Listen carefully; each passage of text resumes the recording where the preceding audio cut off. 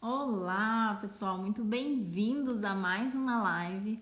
Hoje a gente vai conversar com a Fernanda Guerra, do Ser Consultoria, e a gente vai falar sobre um tema super interessante, que é a resolução de conflitos de forma consciente, também a criação de contratos conscientes. Esse é um tema super novo para mim, mas eu sei que a gente, especialmente no espaço do oceano, a gente às vezes tem conflitos, né? Tanto com relação aos espaços, né, que são ocupados, né? Inclusive meu mestrado foi muito sobre isso, quanto também com outros profissionais que também acontece. Então a gente vai conversar com ela sobre isso. Vai ser muito interessante essa conversa. E eu tô super curiosa, gente, porque esse também é um tema muito novo para mim. Então acho que vocês vão gostar. Ela já chegou. Gente, mandem perguntas aqui na nossa caixinha também, que a gente vê perguntas. Acho que vai ser interessante. Olá, Fernanda, tudo bem? Oi, tudo!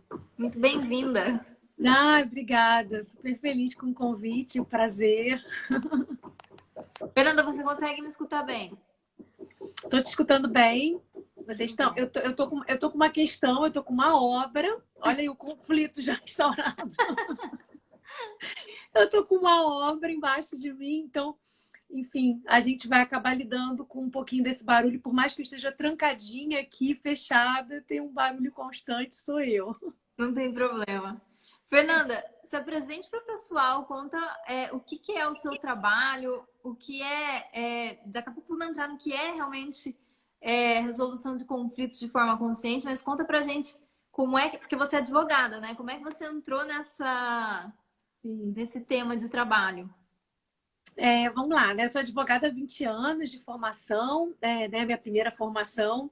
E nos últimos 5 anos eu comecei a ficar muito incomodada com essa forma terceirizada que a gente tem de solucionar as nossas questões, né? Sempre num lugar muito olhando o conflito como uma forma de ruptura, né? Como uma forma de confronto. Era assim que eu enxergava. Então, como profissional na advocacia, eu sempre fui buscar mecanismos para fugir do conflito. E aí percebendo que isso é uma bola de neve, não tem como a gente estar fugindo do conflito, ele está ali, ele faz parte, né, do outro ser diferente. Então, é isso que proporciona a gente estar em constante conflito. Então, como lidar com isso de forma com que eu pudesse cuidar das pessoas? É o grande incômodo que eu tinha com a advocacia tradicional, era um lugar de não poder cuidar das pessoas, enfim, porque vinha de fora essa solução, inclusive muitas vezes vinha de mim também, né? Que sou um terceiro ali nessa relação.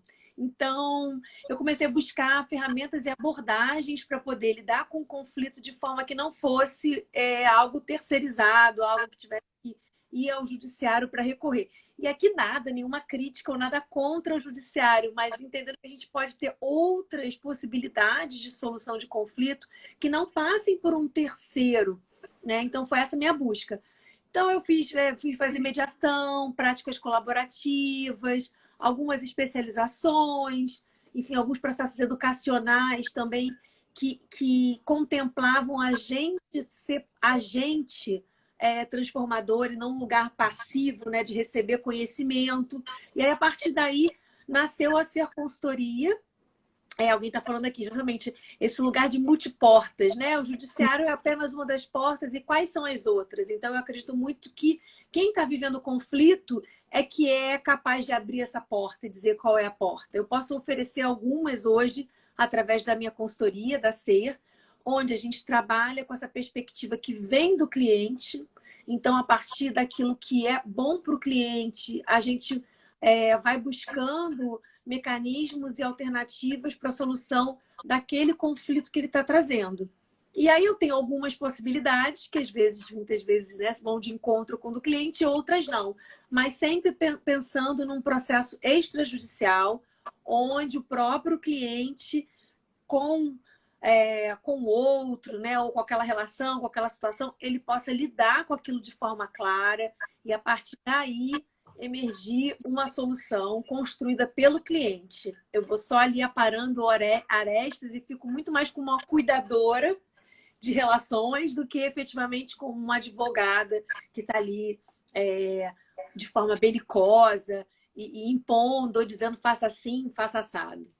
Eu não sei se eu expliquei, acho que é um pouco isso.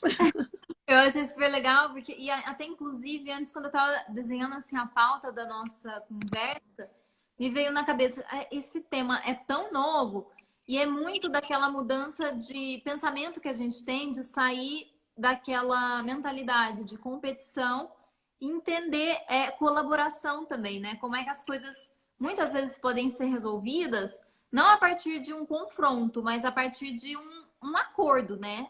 De uma forma sem um conflito que seja ruim para as duas partes, mas uma resolução que saia até os dois lados de forma mais equalizada, né? Não sei se É exatamente isso, né? Entender que esse lugar da competição ele existe quando eu não sei qual é o meu lugar e quando eu acho que o outro de alguma forma, do outro também não sabe, eu não sei de onde o outro vem, e esse desconhecimento faz com que a gente gere proteção. E essa proteção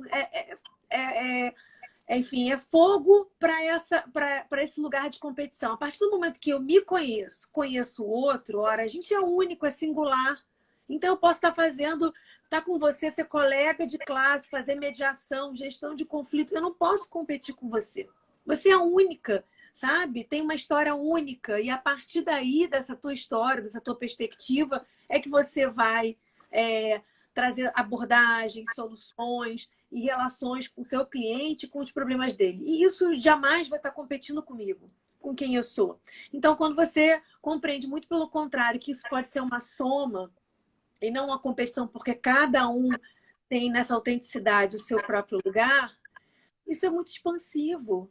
Porque aí você tem possibilidade de se abrir, enfim, e de mergulhar no mundo do outro, deixar que o outro mergulhe no seu. E é claro, é muito lindo falar, né? Então parece que é fácil, a gente vira uma chavinha assim, mas é um exercício diário. De toda vez que vem esse paradigma, por exemplo, da competição, a gente respirar fundo. Eu estou inseguro com o quê? Por que eu estou querendo competir? Por que eu acho que o outro é uma ameaça para mim? Né? Porque, por enquanto, que eu saiba, eu nunca fui apresentada formalmente para nenhum alienígena, né? Então, somos todos seres humanos. Então, a princípio, a gente comunga das mesmas situações, né? Experiencia os mesmos sentimentos. Então, por mais estranho e diferente que seja o outro, é um ser humano. Então, isso não pode ser tão ameaçador para mim, sabe? É um pouco dessa perspectiva que eu parto todos os dias quando eu resolvo estar com alguém. Então, é bem por aí. é um Que eu exercício sinto. de empatia muito grande também, né? Sim, nesse olhar, sim. Então, assim, eu sou muito curiosa com o outro, me fascina a conexão, e eu acho também que a gente só consegue se conectar com o outro se a gente se despe um pouco dos nossos julgamentos. Então, é óbvio que eu vou julgar tudo aquilo que é diferente de mim. Então, para mim, causa estranheza qualquer pessoa que não pense igual a mim, que não se vista igual a mim. A gente já olha, nossa, mas isso diz sobre o outro, sobre mim. É Para mais mim, diz muito mais sobre mim, sobre o quanto eu sou fechada, o quanto eu quero manipular, o quanto eu sou violenta a partir do momento que eu quero que os outros sejam igual a mim. Olha que loucura isso, né? Então, assim, aquilo que é diferente de mim, por óbvio, no primeiro plano causa estranheza. E aí eu vou tentar entender por que causa estranheza. O que é exatamente que traz essa estranheza, né? Então, a gente tem esse lugar, esse medo que pode se manifestar através das relações e fazer com que nós possamos virar pequenos tiranos, né? no nosso feudo de relações, enfim. E aí a gente vai se fechando, né? sim. Nossa, você falou uma coisa. Eu achei isso tem muito a ver com alguns momentos que eu passei também, porque eu já passei por alguns conflitos e às vezes conversando com a pessoa, tendo um diálogo, era muito mais fácil de resolver do que bater de frente com aquilo, né? E eu queria que você explicasse pra gente, então, Fernanda, o que é um contrato consciente? Como é que duas partes que estão em conflitos podem criar, por exemplo, um contrato que seja consciente? O que é esse conceito? Tá, vamos lá. A princípio, né, assim, o contrato consciente ele pode existir em qualquer fase da relação. mas e eu já experienciei usar o contrato consciente efetivamente como uma forma de dirimir um conflito que efetivamente estava acontecendo com duas partes que estavam contratando. Então, Uhum. por que ele é consciente? Primeiro, mais uma vez, né? Eu me dispo desse lugar de salvadora das relações, porque alguém, quando vem procurar um advogado, vem porque quer jogar a batata quente do problema para um outro. Eu não estou dando conta daquilo. Pô, eu posso, até de uma certa forma, estar auxiliando, mas eu não tá na minha mão cuidar do outro, né? A gente mal consegue cuidar da gente. Então, o que eu faço, né, através da facilitação, seja elaborando contratos conscientes ou em outras formas de gestão de conflitos e cuidado de relações, é muito esse lugar de que o trabalho é muito mais do cliente, o protagonismo é do cliente do que meu. Então, nos contratos conscientes, é uma abordagem, um paradigma onde eu paro e olho. Para que serve um contrato? Para cuidar de uma relação. Uma relação tão importante, seja ela existencial, como um casamento, ou seja ela até uma compra e venda de um imóvel ou um aluguel de imóvel. É algo tão importante para mim que eu preciso, de alguma forma, trazer isso para o papel. Então, isso está a primeira reflexão está a serviço de quê? E aí, como eu posso me propor também, a gente pensar em contratos societários, né? Como é que eu posso me propor a estar vivendo uma relação de médio e longo prazo com alguém que eu não conheço? E aí, Uhum. qual é a lógica que a gente tem hoje? Eu vou criando um monte de regrinha de proteção. Então, a lei me dá, né? Tanto por um lado, se a gente pensar num contrato de locação, que é algo bem rotineiro, vai dar ferramentas de proteção para o locador e para o locatário. Então, a gente tem uma experiência até muito interessante aí na Europa, no País Basco, sobre essa questão de locação. É, onde, bom, como é que eu vou colocar na minha casa um estranho? Eu vou me proteger de um monte de coisa, porque se ele fizer alguma coisa que eu não concorde, eu tenho aquelas regras de proteção e eu vou para o judiciário. Nos contratos conscientes, a gente vai entender o que aquela relação aquele contrato está cuidando, e aí eu vou para um lugar das partes se conhecerem. Uhum. Então, partindo desse lugar de conhecimento. Então, é um exercício de vulnerabilidade. E é um processo onde o cliente não é passivo. Ou seja, ele não chega para você e fala: olha, eu quero um contrato. E aí você entrega para ele uma semana depois. Ele participa da feitura desse contrato. E esse ato de participar da feitura do contrato faz com que ambos comecem a se conhecer. Então, a gente vai na investigação da necessidade de cada um, das expectativas, das trocas que a gente vai fazer em relação daquela relação contratual. E aí, nesse próprio processo de facilitação, essas máscaras vão caindo, porque a partir do momento que eu começo a conhecer, exatamente, alguém está falando aqui de cocriação, se eu começo a conhecer essa pessoa, eu começo a relaxar. E aí, Uhum. a gente, obviamente, vai trazer os conceitos legais, as cláusulas legais, mas essas cláusulas legais vão estar a favor dessa relação e não no lugar de criar uma barreira de proteção. Então, eu, como advogada, vou estar lhe trazendo, bom, no contrato de locação, a gente precisa cuidar disso, disso, disso, daquilo. Então, vamos escolher como é que a gente quer colocar isso aqui no contrato, para que isso serve? Eu preciso estabelecer multa, eu preciso fazer assim, fazer essa. A gente vai a fundo entender o porquê de cada coisa. E mais, a gente, antes de chegar nessa parte legal, a gente vai realmente cuidar dessa relação, fazendo isso que eu estou falando, alinhando expectativas, alinhando troca, fazendo com que as partes se conheçam na profundidade e mais, se conheçam e se reconheçam como seres que vivem momentos desafiadores. E Uhum. quando estão nesses momentos, como é que eles querem cuidar desses momentos? Então, em vez de eu vir com uma cláusula escalonada, né?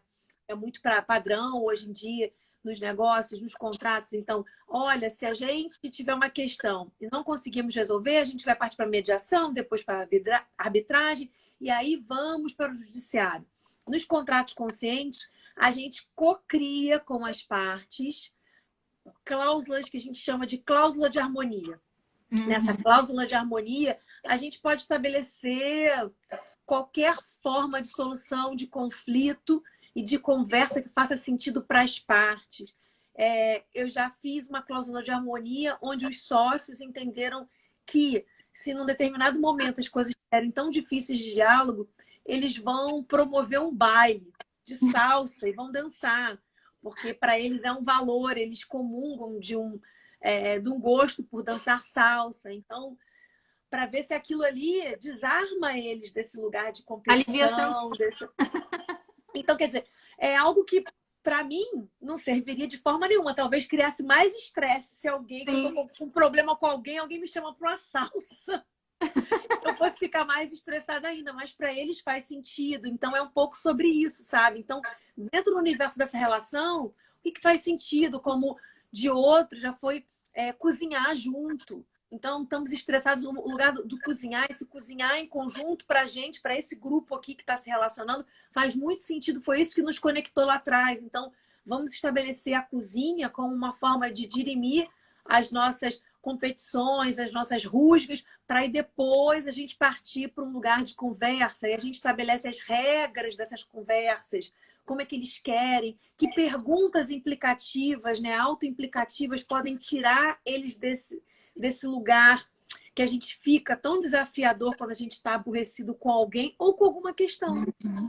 Então, os contratos conscientes é sobre isso, sobre cuidar da relação e a partir desse cuidado da relação utilizar as regras legais como algo a favor da relação e nunca para criar barreira entre as partes. E ok, tentou tudo isso, nada deu certo, vamos buscar o judiciário. Mas hoje a lógica que a gente tem é de construção de um contrato já visando que ele vai parar na mão de um juiz. Então eu penso em como esse juiz vai analisar esse contrato e essas regras que eu estou colocando. E aí o cliente, que é quem está contratando e que é a pessoa que está envolvida na relação, aquele documento nada fala com ele. Muitas vezes ele mal consegue ler, porque a gente até por uma questão, e aí é uma autocrítica, uma questão de mercado, de protecionismo, né, de corporativismo, usamos uma linguagem totalmente antiquada, que poucas pessoas têm acesso. Às vezes a gente mesmo, dependendo, até aí falando, né, contratos marítimos, tem palavras e linguagens que poucos advogados são capazes de dominar. Então, isso está a serviço de quem? Faz sentido para quem isso, sabe? Então, é parar para pensar e eu tô a favor de quem? Eu tô a serviço de quem como advogado? E a proposta dos contratos conscientes é estar a serviço da relação. Então, tirar o poder do papel e colocar o poder na relação que está sendo cuidada. Que legal. E então se eu tenho, por exemplo, uma questão, eu preciso fazer, eu posso, né? Eu posso fazer um contrato antes, digamos, do suposto problema que eu vou ter a acontecer, ou durante, ou depois. Eu posso fazer ele em qualquer. Isso, aí, se você já tiver um contrato, você pode repactuar, né? Então, refazer esse contrato, né? Então, dependendo da cláusula que tem lá de repactuação, de inovação, enfim, ou vai rescindir, fazer um novo acordo, o que é muito comum, porque geralmente a gente faz o quê? A gente assina o contrato, não há alegria danada, né? Para comprar um imóvel, alugar um imóvel, para casar, para criar uma sociedade. E depois a gente só pega ele na gaveta na hora que eu não estou aguentando mais aquela parte, e aí eu quero pegar aquele para saber entregar para um advogado, geralmente, porque eu também não tenho condição de ler ou entender aonde está a cláusula que vai me livrar daquela relação. Então, é para isso que serve o contrato, né? E para isso que ele serve em todos os sentidos. O linguajar, a estética, né? Porque nos contratos conscientes a gente também brinca com a estética, que ela possa ser divertida, sabe? Que possa efetivamente falar com quem está ali protagonizando aquela relação. Então, se eu já estou numa relação, que é a pergunta que você fez, que já está caminhando, que já tem um contrato, a gente vai olhar aquilo e vai repactuar, refazer, fazer um adendo, mas sempre tomando agora como foco a relação e não o documento. Então, é possível revisar, porque isso gera uma frustração, porque às vezes você está numa relação, né, ou de uma parceria de trabalho, e nossa, peraí, eu ajustei aquilo ali, mas agora aquilo não está funcionando. Aí você pega o contrato, não tem nada que possa falar sobre como você vai conversar com o teu parceiro numa mudança. Né? Quantas vezes a gente começa um projeto de um jeito e termina de outro? E o contrato de nada socorre, então não tem regra. Então as pessoas, dependendo de que... E aí sem crítica, cada um tem um jeito. Tem uns que são mais calados, tem uns que são mais explosivos. A gente vai fazendo arremedos, né? Para estratagemas para cuidar daquele incômodo, mas a gente não tem um guia de cuidado. Então, a proposta dos contratos conscientes é que ele seja vivo e que ele possa ser consultado. E a gente lembra, nossa, a gente construiu aquele contrato e a gente estabeleceu que quando a gente estivesse num momento assim desafiador e que eu não estivesse mais aguentando, a gente faria o quê? Não, vamos experimentar, vamos ver se isso funciona. Então, é essa perspectiva, né? Para que ele possa ser vivo e ajudar. Ele pode servir até de um guia, né? Mas não uma coisa que você só vai recorrer na hora que você realmente tem um problema muito grave. Mas algo que você pode estar sempre consultando também. Porque eu sinto que é isso. Recentemente, até eu tive que sair de um projeto e tal, e me veio a mesma situação. Eu fiquei, nossa, isso podia ter sido resolvido de uma melhor forma, etc. E aí, até que eu encontrei o seu canal, eu falei, gente, como é que eu não conhecia ela antes? E é isso, para mim, assim, eu tinha uma dor muito grande como profissional, e isso também, lógico, obviamente, uma dor pessoal, porque eu não consigo separar, né? Assim, eu não consigo ver um indivíduo separado, né? Na profissão, na vida privada. A gente é uma coisa única, né? E isso me dava muita dor. É muito dolorido quando a gente não consegue cuidar de uma relação que pra gente é muito estimada. Sim. Então, se de alguma forma eu tiver ali, se é uma relação, por exemplo, né, que importa num trabalho, numa parceria, um empréstimo de dinheiro, um casamento, se eu tiver ali um guia que possa de alguma forma, no momento de sufoco, me ajudar, entendendo também que a relação ela não acontece apenas nesses momentos de clímax, né? Ou seja, quando eu estou contratando, quando eu estou rompendo, mas a relação é esse passo a passo. E a E confiança, aí, né? e a relação se desenvolve nesse ordinário, no dia a dia, no bom dia que eu te dou, ou no bom dia que eu não te dou. Sabe? São nessas coisinhas, e aí você entender que às vezes, quando eu durmo mal, pode ser que eu acorde e não te dê bom dia, mas não é porque eu não gosto de você ou você fez alguma coisa que me irritou, mas porque eu sou assim, e aí de repente você pode me dar uma cutucada. Poxa, Fernanda, bom dia, tudo bem? Como é que foi a sua noite? Então, assim, eu tenho um instrumento que possa criar intimidade a partir desse ordinário que é a relação, porque a gente fica pensando muito nisso, né? Ah, a relação é o dia do casamento, é aquela viagem extraordinária que a gente fez, são as nossas férias ou é o final de semana. E a semana inteira, né? O final de semana tem 2 dias, né? Um sábado, um domingo. E o resto da semana? Não é vida? Então, esse paradigma que a gente questiona nos contratos. Então, se a relação se desenvolve no ordinário, como eu ter um instrumento que só me sirva para 2 momentos. Uhum. E mais, me sirva como um instrumento para colocar o outro como meu inimigo.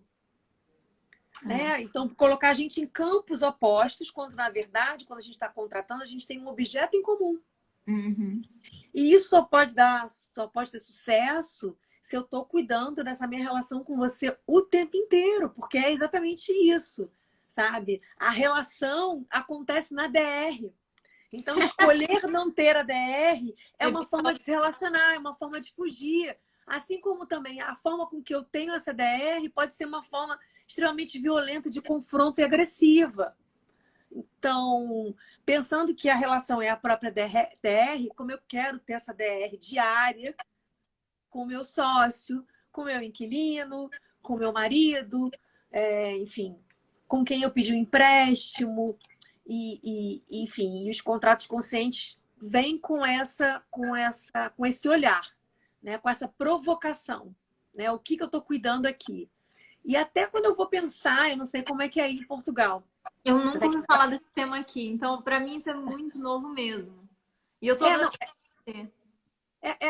é um tema novo, né? Assim, eu tive a sorte de um tempo atrás, nessa minha peregrinação de integrar quem eu sou com a minha profissão, entendendo que durante muito tempo eu fiquei num conflito, bom, ser advogada ou ser a Fernanda. Então eu separava, sabe, essas duas pessoas. Porque É terrível. Tive uma vida horrível. agora eu sou assim, aqui em casa eu sou assado. Isso é Você muito tá sempre não dolorido. sabendo falar. É horrível. é muito dolorido. E para mim não fazia o menor sentido. Eu falei, então, de segunda a sexta, de tal horário naquele lugar, eu sou uma pessoa com carão, e aí falo coisas difíceis e sou durona. E em casa, é, sabe? Eu sou uma manteiga derretida, uma pessoa que gosta de fotografia, gosta de fazer yoga, gosta de natureza, de arte. Então, como integrar isso tudo e fazer com que a minha linguagem fosse única? Foi essa um pouco a minha peregrinação. E aí, os contratos conscientes foi uma abordagem que me deixou muito em paz com aquela menina que escolheu ser advogada aos 17 anos. Eu não tinha dúvida que eu queria ser advogada. Então, não era sobre advocacia, mas sobre como eu exercia a minha advocacia. Então, efetivamente, tá ali fazendo petição num lugar onde eu estou pedindo para alguém salvar aquela relação, alguém que eu tenho que chamar de excelência, porque é alguém que está acima de mim. Então, ainda que, obviamente, né, que no papel não esteja, mas a gente sabe, a gente milita, então a gente conhece como é que as coisas funcionam. Então, existe uma hierarquia, um lugar, sabe, de cima para baixo, de verticalização das coisas. Isso, para mim, sempre me desceu muito mal. Mas a gente se enquadra, mas esse se enquadrar tem um custo. E aí eu cheguei a um momento da vida que eu não queria mais pagar esse preço.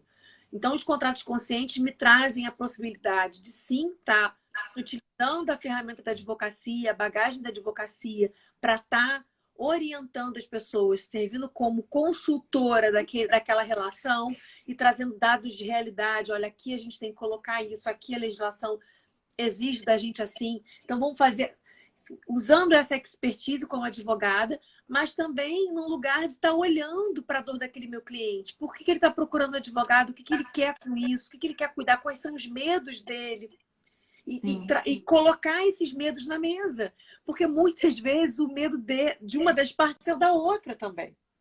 É verdade. Você deixa isso claro, sabe? E claro, não é um processo, é um processo fácil, mas não é um processo simples, porque muitas vezes é dolorido a gente sair do papel da ilusão de que o outro é perfeito, de que o outro vai agir exatamente como está escrito ali no papel. Só que não, que é o que acontece, né? Então as pessoas quebram as regras. Então a minha experiência mostra que regras são para serem quebradas, acordos são para ser revistos. Né? Então a regra tá lá na lei, aquilo, pá, duro. Alguém me impôs, ou então vou lá, eu vou criar um monte de cláusula, tem que fazer assim, assim. O que isso fala comigo? Não fui eu que criei isso, então está me causando incômodo. Agora, a partir do momento que eu convoco a parte para sentar e escrever, no mínimo eu vou poder falar, o outro vai poder falar, opa, peraí, isso aqui a gente escreveu junto. Não está dando certo, por quê? Por que você não está engajado nisso? Por que nós não estamos engajados nisso? Então, aonde a gente tá com véu, aonde a gente não tá sendo verdadeiro, então não tá funcionando, vamos revisar. Então traz engajamento, sabe? Porque aquilo não partiu de alguém que diz tem que fazer assim, aquilo partiu deles próprios. Então, Alguém isso. escreveu aqui, a gente teve muitos comentários, uma pessoa acabou de escrever que era uma relação mesmo de empoderamento também. E a Adriana escreveu, doutora Fernanda, em quais áreas do direito os contratos conscientes são mais efetivos? Com base na sua experiência. Até complementa a pergunta que eu queria fazer, que é se existe também esse tipo de contrato no direito marítimo, o direito do mar, já sei que são diferentes, mas se tem alguma coisa acontecendo assim também na área do meio ambiente, se você sabe, se você tem conhecimento. Então, como eu te falei, assim, como o contrato consciente não é uma ferramenta, ele não é um rótulo, ele pode ser aplicável para qualquer área. E aí, por quê? Claro que dependendo da legislação, a gente está inserido num sistema jurídico, né? E a proposta dos contratos conscientes é estar dentro desse sistema e provocando esse sistema, né? Com aquela provocação que eu trouxe para você. A serviço de que esse contrato está. E aí, por exemplo, aqui no Brasil, né? Se a gente pensar em contratos de adesão, eu nunca elaborei um contrato marítimo, e aí a gente pode pensar em 1000 tipos de contrato, né? Um contrato carga de navio, trabalhadores, enfim, questões ambientais que envolvem você estar utilizando o oceano como algo trafegável e, enfim, empresas circulando, podem envolver mil relações. Conflitos do território também existem muitos, né? Uma área de pesca com outra área que quer fazer energia renovável, por exemplo. Exatamente. Aí a gente esbarra em algumas amarras legais. Então, por exemplo, contratos de adesão, que a gente chama aqui, que é o grande desafio, né? Quando você vai fazer um contrato de gás, de luz. Ok, eu tenho regras rígidas, eu não vou poder sentar com milhares de partes para discutir. Mas eu tenho Uhum. abordagens conscientes que eu posso utilizar. Por que que aqui, por exemplo, aqui no Brasil, quando você recebe um contrato de gás, de luz, cartão de crédito, tem aquele negócio, aquelas letrinhas miudinhas, que Os dias ninguém que você lê, precisa tem que ir lá ler, né? nem a gente que é advogado, nem ninguém. Por que que aquilo não é feito num desenho em quadrinhos? Um É. vídeo explicativo, uma linguagem que acessibilize, sabe? Que traga clareza para aquilo que eu estou contratando e quais são as regras que eu posso, inclusive, não poder discutir. E por que que eu não posso discutir? Porque aquilo, tá zelando pelo patrimônio assim. É esse lugar. Então, ainda que são relações que eu tenho um Estado tutelando e que tem uma série de regras que eu não tenho como ali num primeiro momento cuidar ou que envolvam milhares de partes que impossibilitem eu estar ali sentando com cada uma e discutindo o que é energia para você, como seria contratar comigo, eu posso estar acessibilizando essas regras, explicando por que que eu tenho que ter essas regras, por que que eu não posso atrasar, por que que eu não posso ter gato, como é que funciona, sabe? Se você quiser rescindir, como é? Se você não pagar, como que funciona? Mas para muitas pessoas, essa linguagem da lei é uma linguagem que é inacessível. É. E eu não posso partir desse pressuposto de que tudo é igual para todo mundo. Passar uma régua. Isso é muito opressor e isso, né, me utilizando aqui de uma abordagem de comunicação não violenta, é extremamente violento. É. Então, a proposta dos contratos conscientes, é claro, né, se eu estou fazendo um pacto pré-nupcial, são duas partes que estão ali, vão transigir sobre coisas que são totalmente disponíveis, eu vou ter maior possibilidade de discussão de regras, uma relação societária, um acordo de acionistas. Eu vou ampliando, as pessoas vão poder fazer quase tudo, só não vão poder fazer aquilo que a lei proíbe. Outros contratos não. Mas mesmo assim, eu posso ter um olhar que seja mais inclusivo, né? A gente tem um exemplo clássico muito bonito, assim, que é muito emocionante, que aconteceu na África do Sul, de um advogado que fez contratos para trabalhadores de vinícolas e que eram analfabetos, né? Ou que a gente chama aqui até no Brasil de analfabeto funcional. A pessoa sabe ler e escrever, mas isso não significa que ela tenha ferramentas para fazer interpretação de texto, né? Então, a gente aqui no Brasil tem essa figura, né? Muito comum de pessoas que carecem de uma educação mais profunda, uma educação que se empoderem, que eles estejam empoderados da própria experiência. Então, impossibilita que eles possam ter acesso à leitura clara, entenderem que estão assinando um contrato de trabalho. Nossa, E é ele, verdade.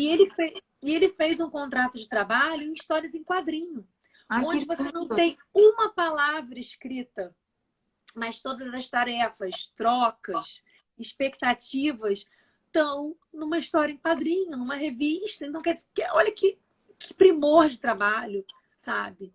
Que Nossa, sensibilidade. eu até E, lembrei. Assim, ano passado eu trabalhei num projeto com pescadores de pequena escala aqui em Portugal e eu tinha que dar um formulário para eles assinarem no final da entrevista. E eu lembro que uhum, durante a entrevista, a ideia, na verdade, era de dar o formulário para eles, enquanto eu ia fazer outras coisas, depois eu voltava para dar o formulário. Só que durante as entrevistas eu percebi que muitos não sabiam escrever. Na verdade, eles só sabiam assinar o próprio nome, muitas vezes, e às vezes nem isso. E aí eu comecei a pensar, nossa, eu preciso de fazer a entrevista com eles, conversar com essas pessoas, não dá para deixar um papel lá e ir embora e depois voltar, né? Porque era essa a ordem inicial. Mas depois uhum. não, eu vou ter que conversar com elas, né? E aí, conversando com eles, na verdade, eu aprendi muito mais do meio marítimo do que. E aí, isso você falando da história em quadrinhos, eu comecei a pensar, gente, em quantas situações que isso acontece, né? Porque realmente, um contrato de trabalho, se ele não tiver realmente desenhado, às vezes, para aquela pessoa de uma forma que ela possa entender na linguagem dela, ela vai acabar até assinando uma coisa que possa ser abusiva muitas vezes, né? Sem que ela E é saiba. o que acontece, e é o que acontece, porque você imagina, eu tô precisando de trabalho. né? A gente ainda vive em um arquétipo, se a gente pensar aí um pouco em mitologia e outras questões, a gente Eu ainda vive adoro. no mundo uma, uma, uma, um arquétipo de senhor de escravo e escravo nas relações de trabalho, né? A Sim. gente tem esse arquétipo. Então, o empregador sempre com aquele lugar de que estou pagando muito, o cara não faz nada. E o empregador também nesse lugar extremamente desempoderado, se sentindo sempre oprimido e trabalhando para ganhar um salário. Então, enfim, essas relações se colocam como, né, mentalmente como algo desigual, quando na verdade são extremamente iguais, porque uma coisa não acontece sem a outra. Eu não Uhum. sou empregador sem o empregado, eu não sou empregado sem empregador. Então, nesse lugar, tem uma igualdade, porque ambos estão construindo algo que tem necessidade de construir. Mas, enfim, trazendo para essa realidade, você imagina, você fez essa entrevista e, de qualquer forma, né, você fez a pessoa assinar porque a empresa precisa ter um documento assinado, muitas vezes, né? É uma exigência legal. E você imagina o lugar dessa pessoa, que só sabe assinar o nome, a pouca dignidade, a insegurança de Sim. colocar ali, assinar um documento onde ele está só confiando numa moça bonita que conversou com ele uma única vez, mas ele precisa daquele trabalho, então ele vai assinar, porque que alternativa ele tem? Então, isso mexe com a dignidade da pessoa, sabe? É muito. Basta a gente fazer uma experiência. Vai para um país onde você não fala a língua, Nossa, eu passei por isso sabe? vezes. E Vai para a Alemanha, eu não falo, vai para não, a Alemanha, é. vai para a Rússia, Eu vê uma senti a placa e você não entende. A vontade. gente sente, nossa, sem poder se expressar, e não precisa ir longe, não vai para um lugar que você não fale a língua, que você não entenda o que está sendo escrito, isso te dá um lugar de apequenamento, de insegurança. E é a mesma situação que um trabalhador passa. Então, ele assina um contrato. Aqui no Brasil tem o que a gente chama de carteira de trabalho, então pouco lugar onde você possa estar, enfim, acordando sobre isso e inovando. Mas em Uhum. outros lugares, né, como esse exemplo que eu estou te dando da África do Aqui Sul, é é, feito um documento, na né? Europa. É feito, oi, é Aqui, feito um contrato. Então, nesse lugar do contrato, podia inovar dessa forma. Então, ele, sabe, resolveu a questão, engajou, criou confiança. Um trabalho lindíssimo. Então, isso é um contrato consciente. Essa é a perspectiva, né? Aquele lugar. Que relação é essa que eu estou cuidando a serviço de quem está aquele contrato? E aí sim, eu tenho uma exigência legal de colocar essa relação num documento, mas eu vou fazer de que forma isso? Atendendo a ambas as partes, porque o empregador também tem que deixar lá claro as suas regras. Então, foi exatamente isso que ele fez, através da história em quadrinhos. Então, você tem a uhum. hora, a posição do sol, o trabalho que o sujeito vai desempenhar, o que ele vai colher, como tem tudo desenhado.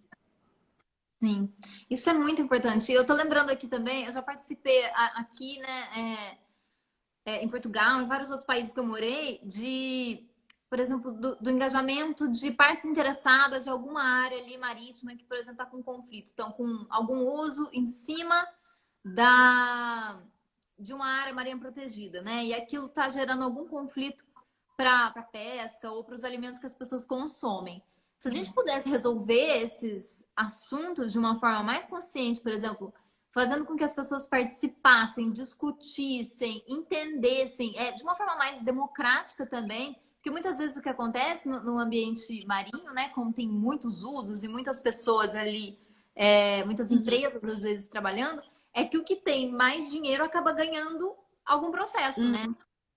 E quem não tem acaba, às vezes, se sentindo até órfão, assim, né? Porque, para quem é que eu vou pedir ajuda, né? Perdi, por exemplo, um território que eu estava pescando há 50, 60 anos para uma empresa nova que vai chegar agora. Então, como é que esse tipo de ferramenta seria muito útil para ser usado nesses lugares também? Porque eu acho que possibilita um diálogo de um espaço em comum também, que é o ambiente, né? Assim, a primeira, como eu estava falando, né? É muito bonito tudo isso que a gente está falando e é fácil, mas não é algo simples, porque demanda, como qualquer processo, né? De co-construção, de cocriação, e que não seja num lugar, né? De verticalização, né? De de hierarquização, é preciso que as partes estejam disponíveis para isso. Então, sim, você tem ferramentas, né, no lugar desse de conflito, talvez nem fosse exatamente o contrato, fosse a última peça. Mas para chegar nesse consenso, né, um processo de mediação seria talvez o primeiro passo, né? Uma abertura, né? Uma roda de diálogos, um diálogo restaurativo, né? Baseado em comunicação não violenta. As ferramentas são milhares, abordagens são múltiplas, mas tem que haver uma vontade genuína de estar fazendo aquilo. Porque tanto o processo da construção do contrato consciente, como qualquer processo de mediação e de negociação que não passe por uma barganha ou não passe por esse lugar de imposição, demanda de todos os envolvidos essa vontade de estar ali dialogando, se expondo e se abrindo para o outro, para poder entender necessidades e interesses, e não um lugar de posição, né? Como é esse lugar que você trouxe, que é o lugar do interesse econômico. Então, eu tenho mais dinheiro, eu vou ali e compro. E aí, quanto custa, quanto não custa. Mas exatamente a serviço de que eu estou comprando esse território desse pescador que está ali há 60 anos, né? O que está em jogo? Aí, como é que eu posso reunir essas pessoas para proteger esse interesse e abrir um diálogo com esse novo que está chegando? Então, tem que haver uma necessidade de ambas as partes para aí sim, talvez, construir um grande termo, um lindo acordo para que eles possam conviver e, inclusive, revisitar em momentos como esse que a gente viveu, de pandemia, né? Que todos os contratos precisaram ser revistos. Eu não sei como é que foi aí em Portugal, mas aqui no Brasil foi uma loucura, né? Os judiciários... Muita gente também perdeu o emprego, outras diminuíram a carga horária, mas também diminuíram o salário, né? E, assim, teve muitas ajudas aqui, mas teve um estresse, né? No começo, ninguém sabia exatamente como é que essa coisa ia ser. Exato. Aqui no Brasil teve uma procura imediata pelo Poder Judiciário, que não tem condição e ainda não está tendo condição de absorver o impacto que foi o número, a enxurrada de demandas. E muito porque a gente tem essa perspectiva de não saber o que é uma negociação. Então, a gente passou por um processo onde o próprio judiciário recomendava e punia a parte que não renegociava. Mas o que significa renegociar? Se essas pessoas não têm a menor noção do que é uma construção de consenso, né? A gente pensa que renegociar... não, então eu dou um desconto de 5, quero um desconto de 50. Não, 50 eu não te dou 45. Não, 45 não serve 47. Né? Isso é barganha, isso não é renegociação. Então, é um processo de educação. A proposta dos contratos conscientes é um processo realmente de mudança de paradigma e de educação, lato sensu. Porque eu passo a colocar as pessoas como responsáveis pelaquela relação. Nossa. O advogado, o juiz, sai do papel de salvador. Né? Tipo, olha, ele vai dizer que eu tenho razão, não é sobre ter razão. Eu estou preocupada com o quê? Você trouxe aqui no começo da live uma situação de uma parceria que você teve que romper, né? E aí, de repente, pessoas estimadas estavam nessa parceria. E aí fica aquele elefante no meio da sala, sabe? Porque foi rompida daquela forma tradicional, onde não teve espaço para diálogo, onde nem minimamente eu pude dizer, olha, isso está tão difícil, eu preciso de um tempo. De repente, daqui a um pouco a gente senta para conversar. Mas é isso, né? A relação fica esvaziada, fica descuidada. E quando eu acabei não completando essa parte, né? Então, assim, essa abordagem dos contratos conscientes chegou a mim através de uma advogada americana, que é a Kim Reiter, e da Linda Alvarez, que foi quem desenvolveu essa abordagem, patenteou o nome nos Estados Unidos. Então, os contratos conscientes são uma marca registrada. Existe um site chamado consciouscontract.com, onde tem todos os profissionais do mundo habilitados a utilizarem essa abordagem. Então, eu estou lá, assim como esse advogado que eu te falei da África do Sul e outros tantos. É algo realmente novo. Enfim, a Linda e a Kim já vem trabalhando nisso há alguns anos, mas obviamente que é algo que questiona com todo um sistema que a gente está acostumada, né? Que é ter ali o advogado como salvador da ação, o judiciário como única perspectiva de solução dos nossos conflitos. E isso não é só aqui no Brasil, isso é ao redor do mundo, né? Quando a gente pensa em Ocidente, né? Esse é o paradigma ocidental de justiça através do judiciário. E mais, né? O movimento que a Kim e que a Linda começaram a impulsionar é um movimento que questiona o papel do advogado. Então, quem é esse profissional? Né? A serviço de que também ele está? Então, para mim, ser advogado significa estar a serviço da paz.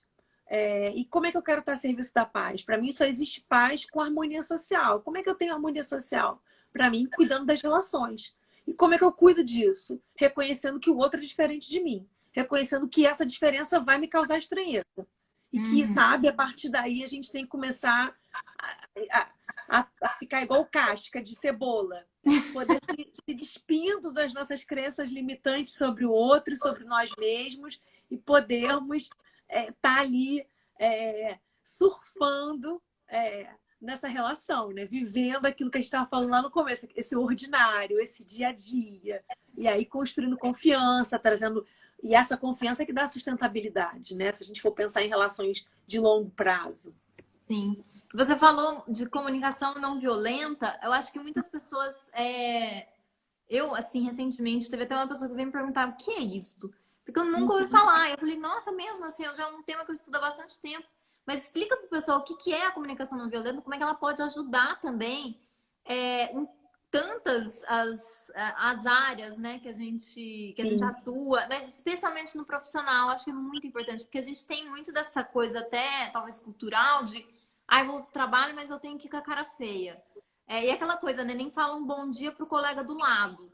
E assim, agora que a gente está todo mundo online, isso só piora, porque se as pessoas já não se comunicavam bem antes no ambiente de trabalho, agora que estão online, piorou tudo. E assim, como é que a gente faz para se comunicar melhor com a comunicação não violenta?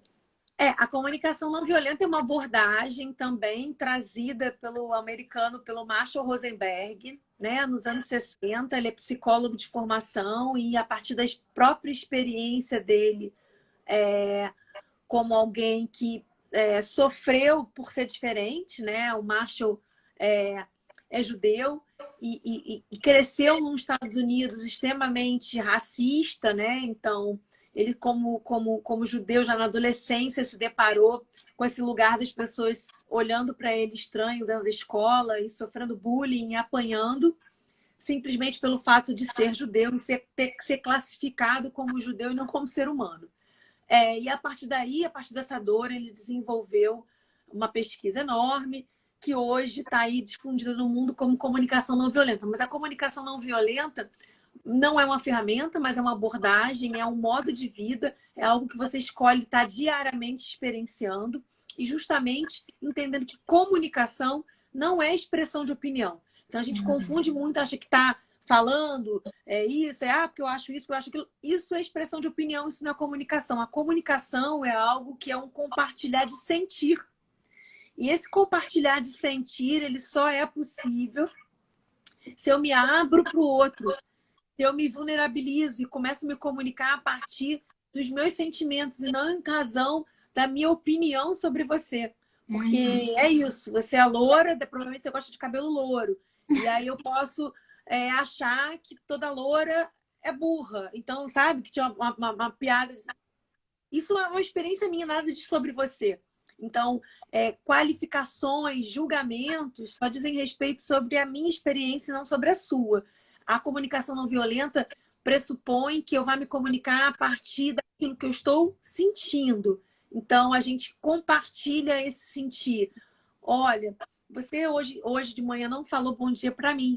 E aí, quando você não falou bom dia para mim, isso faz com que eu me sinta excluída, faz com que eu me sinta rejeitada. E o que a gente pode, de repente, fazer para cuidar desse espaço? E aí o outro dizer, nossa, desculpa, eu não te falei bom dia porque eu cheguei atrasado e eu estava preocupado com a reunião, papapá. Pronto, já resolvi meu problema. E não é nem sobre eu comunicar aquilo que eu senti e colocar no outro a responsabilidade de fazer algo para ele se desculpar ou como se ele tivesse feito algo errado. Mas um lugar de poder dizer para o outro que eu tô daquele jeito, e a partir do momento que eu começo a poder me expressar aquilo que eu tô sentindo, eu já abro espaço para cuidar, sabe? Então, em vez de eu passar no dia seguinte, ela não me deu bom dia hoje, amanhã eu não vou dar bom dia para ela. Aí, sabe, por que não dizer para você que é importante para mim? Poxa, é importante para mim, eu adoro um bom dia. Sim.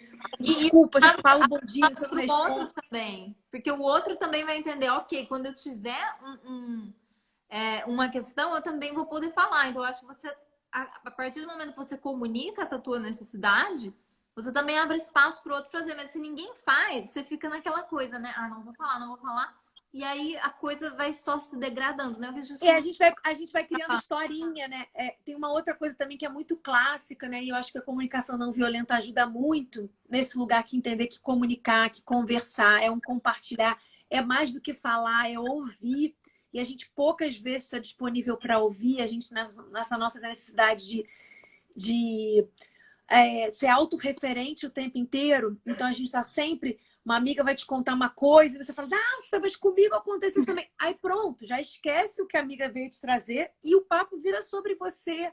E aí, muitas vezes, você pode dizer, nossa, amiga, hoje eu não estou disponível para te ouvir, eu estou tão cansada, hoje o meu dia foi tão desafiador. Vamos ter essa conversa amanhã? Pronto, porque aí você passa para o outro que hoje não tá, que você também é gente, que tá tudo certo, hoje você não tá disponível, mas que amanhã pode ser, e aí sim você pode ouvir. Porque a gente fica. Preste atenção nas suas relações, na gente mesmo, como a gente fica num monólogo. É uma necessidade de estar falando sobre a gente mesmo o tempo inteiro e pouco ouvindo sobre o outro.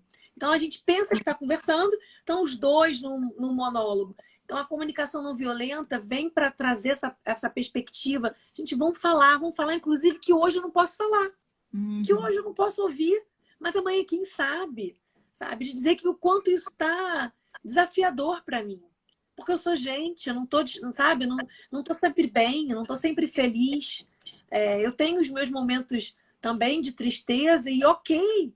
Porque estranho seria se eu não tivesse, né? Então, nesse mundo que a gente tem espaços como esse da internet, das redes sociais, que são maravilhosos para a gente estar podendo se expressar de forma totalmente democrática, né? Genuína, gratuita, mas também é um lugar de muito estéreo, porque a gente fica no monólogo o tempo inteiro, né? Traduzindo a vida como se ela fosse só algo sempre feliz, animado, e não. Então, a proposta da comunicação não violenta, e mais uma vez, né, é uma abordagem que tudo tem a ver com os contratos conscientes, é uma abordagem onde você precisa se vulnerabilizar. Precisa estar falando de sentimento. Porque se eu falar de qualquer outra coisa, eu estou falando só sobre a Fernanda. A Fernanda, que é a filha do Douglas, que é a filha da Diller, irmã da Roberta, do Rafael. Eu não estou falando de você e de mais ninguém. E isso sou só eu. O outro é diferente, é filho de outras pessoas, mora em outra cidade, cresceu de outro jeito. Eu não abro espaço, sabe, para o outro. Eu fico só em mim mesma. É verdade. Olha, alguém comentou aqui, Rafaela, todo mundo tem que ver essa live. A Rafa é uma querida, parceira de trabalho, vira parceira de vida. Porque é isso, né? Porque é se abrir para as relações e nunca entender elas como uma única possibilidade, né? Então, sabe? A Rafaela um dia fez um trabalho para mim, então a Rafaela é uma amiga de trabalho. Não! Rafaela é Rafaela e a gente pode tudo, né, nessa relação. A minha irmã tá aí também, Roberta. Então, tanto os contratos conscientes como a abordagem da comunicação não violenta visam entender a gente como ser humano, integral que somos, né? E proporcionar que a gente tenha uma visão do outro também de forma integral, tanto com os seus desafios, né, quanto com as suas expectativas, e tá o tempo inteiro se propondo, se desiludindo com o outro. A gente tem esse lugar, né, que a desilusão é algo negativo. A desilusão é a possibilidade de sair da inocência. Inocentes são as crianças, os adultos. Nossa, palmas, gente. São frase. Os adultos não, aos adultos não cabe inocência, cabe consciência. E a consciência só pode vir se a gente se desilude. Se eu entendo que a Rafaela vai estar num dia ótimo E ela também vai ter dia péssimo, porque tem dia que eu acordo e falo, meu Deus, o que que é isso? Vontade de ficar na cama, sabe?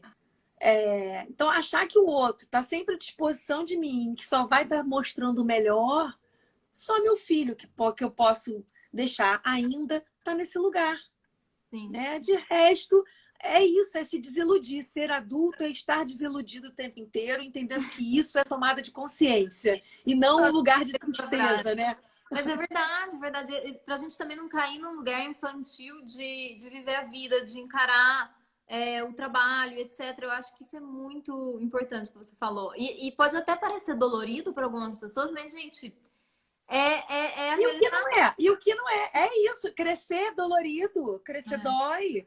Porque ter pensamentos mágicos é maravilhoso, só que não é assim que a vida desenvolve, senão a gente seríamos todos crianças ainda. Então esse processo, né? A gente fala, eu não quero estar iludido com ninguém, mas quando a gente fala da palavra desilusão, as pessoas acham logo que é algo negativo. Não, é algo extremamente positivo, só assim a gente pode ter consciência, porque senão eu deposito no outro toda a minha expectativa de felicidade, de solução, porque vem sempre do outro. Né? E só, mais uma vez, só a criança é permitido isso, porque a criança precisa do pai, da mãe, do adulto para poder andar, comer, dormir. Agora eu não. Eu não estou conseguindo dormir, vou tomar um leite quente, vou botar uma música relaxante, vou tomar um banho morno. Não posso ficar, eu não consigo dormir. Chama alguém para me botar para dormir. Não, eu sou adulta, eu dou conta, sabe? As carências são minhas, né? A questão é minha. Então, é esse lugar que a comunicação não violenta nos convoca, assim como os contratos conscientes. Então, não adianta, o juiz vai dizer quem tem razão e eu vou sair de lá insatisfeito, porque ele disse quem tem razão na perspectiva dele. Não acolheu o meu argumento, não disse exatamente o que eu queria. Quantas vezes a gente, como advogado, escuta isso? Mas aquele ponto, o juiz nem falou sobre isso, porque aquilo para o juiz não tem a menor importância. Sim. Porque ele está decidindo de acordo com a expectativa, com a livre convicção dele, nem poderia ser diferente. Né? Nossa, gente, a live tá... Fernanda, muito bom esse tema que você trouxe. Eu adorei escutar isso, porque assim, é uma desconstrução total, né? De muitos preceitos que a gente tem, de muitas coisas que a gente acredita. Eu acho que isso é um caminho mesmo que a gente tem que dia a dia desconstruindo esses valores que foram implantados muitas vezes. E pra gente terminar, porque o nosso tempo tá quase acabando, eu queria que verdade. você falasse... É verdade, tá quase acabando. Deixar, eu falo. Os teus links para as pessoas que estão aqui, porque para quem segue o canal também conhecer o teu trabalho. Legal, obrigada. Então, aqui na Ser Consultoria, né, nesse canal nesse perfil que a gente está falando, eu conto um pouco do meu trabalho. Tem o Fê Guerra Underline, que é o meu perfil pessoal. Aí, literalmente, ali é meu perfil pessoal, mas como a gente falou, né, isso é uma brincadeira. São as mesmas pessoas, né? Enfim, a gente é igual. Tem o YouTube da Ser Consultoria. A Ser Consultoria está no YouTube com vídeos de contratos conscientes. Inclusive, hoje a gente está subindo mais um vídeo sobre contratos conscientes. Então, a gente está falando da base legal dos contratos conscientes. Tem gente que acha, então é só um contrato relacional. Eu falei, não, ele é registrável, ele tem base legal, enfim, tudo mais. Então, a gente está subindo um vídeo lá. A gente está no LinkedIn, tanto eu, Fernanda Guerra, quanto a Ser Consultoria no LinkedIn. A Ser Consultoria tem um site, está em transformação, está em mudança, está em mutação. E no final de outubro ele está reformulado, mas temos lá um site. E é isso, assim, a gente vai se mantendo conectado. Quem quiser, obrigada por você estar colocando aqui. É só seguir, eu falar. Eu gosto muito de trocar, enfim, quem quiser deixar opinião, pergunta, tamo junto. É isso aí que faz a conexão e que faz a gente expandir. Fernanda, eu queria muito agradecer, eu queria agradecer demais, assim, muito, muito feliz pela sua chegada, pelo seu convite, pela forma com que você veio. Então, obrigada pelo carinho, por confiar e acreditar no trabalho, enfim, me proporcionar esse espaço aqui de fala. Eu acho que a gente precisa de mais pessoas que pensam assim também. Você falou de muitas coisas que eu acredito. E é mesmo uma mudança de mentalidade. Porque às vezes eu me sinto até sozinha pensando algumas coisas diferentes. Eu falo, gente... Estamos juntas. Fazer assim, dá certo desse jeito. E muita gente ainda não acredita, né? É o que eu te falei, a gente ainda vive muito nessa mentalidade de competição e etc. É difícil mudar, né? Muitas vezes, mas eu acho que não é impossível. Eu acho que a gente está no caminho. Não. Somos diferentes, somos todos esquisitos e que possamos nos assumir como esquisitos. É isso. Gente, eu tô encerrando essa live porque o tempo já vai acabar aqui. Para quem acompanhou a gente, muito obrigada. E um beijo, Fernanda.